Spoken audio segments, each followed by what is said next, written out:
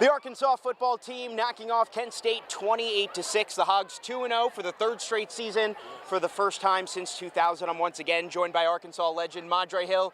Madre, you were in attendance for this one today. Just overall thoughts for a game that maybe wasn't as easy as the Hogs thought. I know, but hey, we'll take the win because in the past we used to take these games for advantage, and now that we can overcome these obstacles that are in our way and come out with a win, that's very, very important for our program.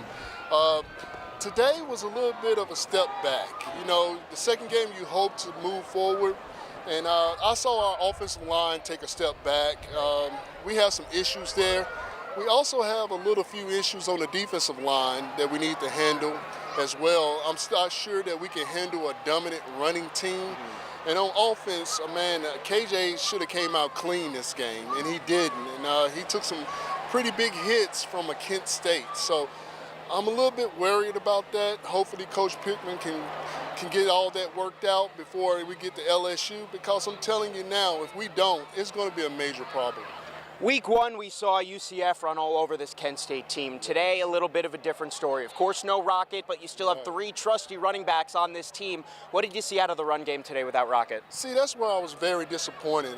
The second game, you usually take a step forward. I think we took 2 steps back, and for some reason, it's just not working. I don't know what it is right now. Maybe Coach Pittman can get that worked out in time. But, man, against a good opponent, against a quality opponent, we're going to be in trouble. So I'm looking forward to seeing what's going to happen in BYU. I don't think of them as being a dominant run team. I think of them being more of a progressive and strong passing team. But, man, against LSU, that really bothers me, and I really don't like LSU. Any positives this team can take into tomorrow, take into Monday, that maybe they can work off of now headed into BYU? Well, first of all, you just came out with the win. You find a way to win no matter what the obstacles are. Secondly, I think that the positive is that the fact that our wide receiver core and our back end on our DBs, man, they make up for a lot of mistakes.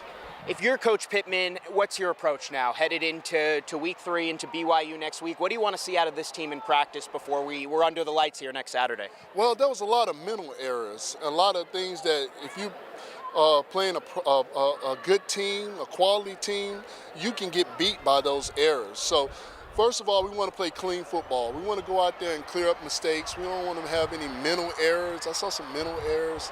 But if we can get all that cleaned up and then get our running game going, because we cannot survive off of KJ's arm alone. We're going to have to get the running game. This is the SEC West, man. We call it the Wild Wild West for a reason. Well, if anyone knows about winning football, winning ways, it's this guy. Madre will be back with us next week when the Hogs take on BYU right here at Razorback Stadium under the lights, 6:30 kickoff.